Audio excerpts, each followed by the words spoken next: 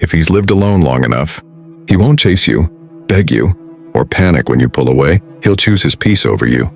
You knew something was different about him from the start. He wasn't blowing up your phone. He wasn't double texting. He wasn't asking where you were every hour. At first it felt mature, sexy even. Finally a man who isn't desperate. But then, it started getting under your skin. You'd send a paragraph, something vulnerable, something honest, and then he'd reply calm, short, steady. Not cold, just steady. And you'd stare at your phone thinking, is that it? You'd post a story looking unreal. Hair done, waist snatched, soft glam. Maybe a little thirst trap energy if we're honest. And he'd just view it. No fire emoji. No, you're mine. No reaction. Just seen. And now you're spiraling. Because the men before him, they reacted. They chased. They panicked when you pulled back. They felt threatened. They needed reassurance. You knew where you stood because they showed you fear. But this man, he wakes up alone, makes his coffee alone, goes to work, hits the gym, comes home to silence. And he's not miserable about it.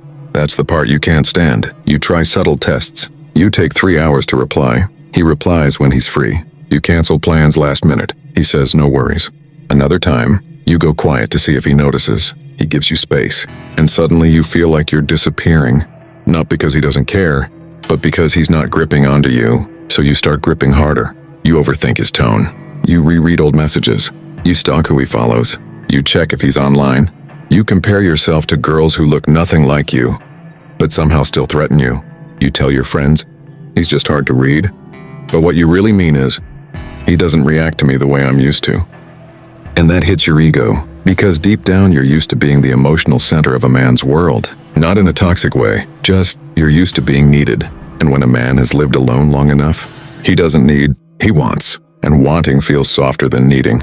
Less urgent, less dramatic, less obsessive. You don't know if he misses you when you're gone. You don't know if he's thinking about you at night, because he doesn't send the 1 a.m. I can't sleep without you texts. He sleeps peacefully. And there's something about a man who can sleep peacefully without you that messes with your head. It makes you question your power. You start wondering if you're too much, or not enough, or too emotional, or not exciting enough. You try being chill. You try being sexy. You try being distant. You try being soft. Nothing shakes him. And instead of feeling safe, you feel exposed. Because now it's not about whether he cares. It's about whether you're secure enough to be with someone who isn't emotionally chaotic. You don't want a clingy man, but you also don't want to feel optional. And when a man has built a whole life alone, routines, habits, silence, peace, he doesn't treat relationships like oxygen. He treats them like additions. All right, let's strip the ego out of this. What's actually happening here? It's not that he doesn't care. It's that his nervous system isn't addicted anymore. See, when someone lives alone long enough, their body recalibrates. At first it's rough. He probably did the same things you've done. Checked his phone too much. Missed the noise. Missed the attention. Missed having someone there. But over time, the dopamine spikes settle. No more constant texting. No more fighting then making up. No more emotional roller coasters. His brain stops running on chaos. And here's the part nobody tells women. A lot of what we call chemistry is just two unhealed nervous systems reacting to each other. High highs, low lows, drama, intensity, pull away, come back. That's dopamine, not destiny. When a man has been alone long enough, his body isn't craving that hit anymore. He's learned how to sit with himself. Silence doesn't scare him. Distance doesn't threaten him. Space doesn't mean abandonment. Because he already survived being alone, that changes everything. Now let's talk about you. If you feel anxious around him, it's not random. It's attachment. If you grew up feeling like love could be taken away, you become hyper-aware of shifts. Tone changes, reply speed, energy shifts. Your brain goes into threat mode. Something's wrong. I'm losing him. I need to fix this. So you chase reassurance, not because you're weak, because your body equates uncertainty with danger. But a man who's regulated from living alone, he doesn't interpret space as danger. He interprets it as normal. So when you pull back hoping he'll panic, he doesn't. Not because he doesn't value you, but because he doesn't lose himself when you create distance. And that's Stoicism in real life. Not stone-faced, not emotionless, just controlled. Marcus Aurelius wasn't out here saying, don't feel.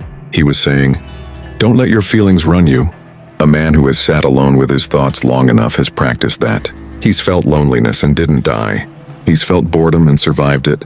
He's felt rejection and moved through it. So now, he doesn't react fast. He responds slow.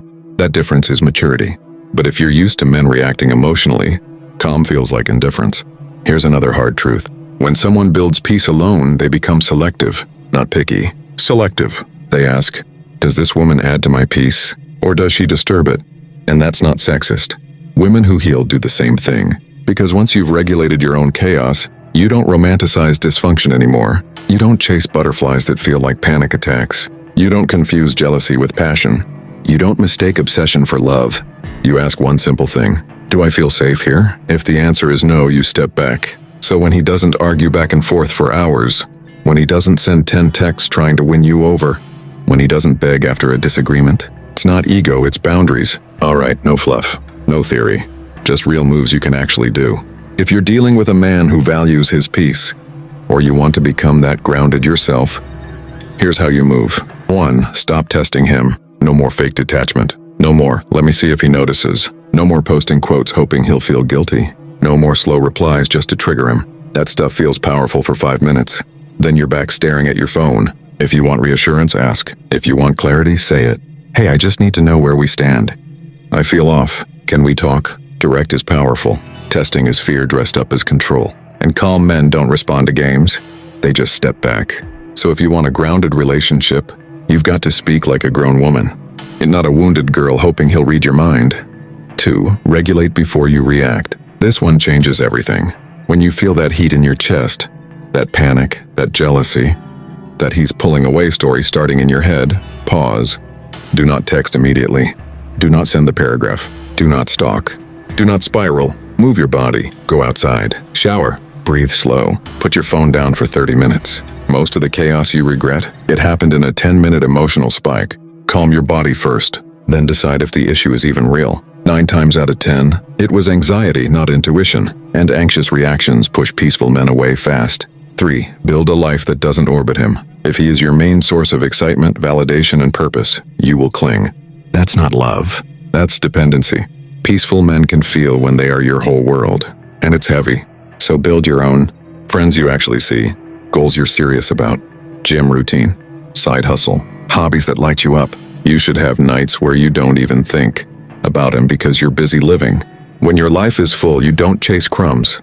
And when he sees you don't need him to survive, he respects you more. Not because men like hard to get, but because independence is attractive. 4. Stop confusing intensity with intimacy. This one might hurt.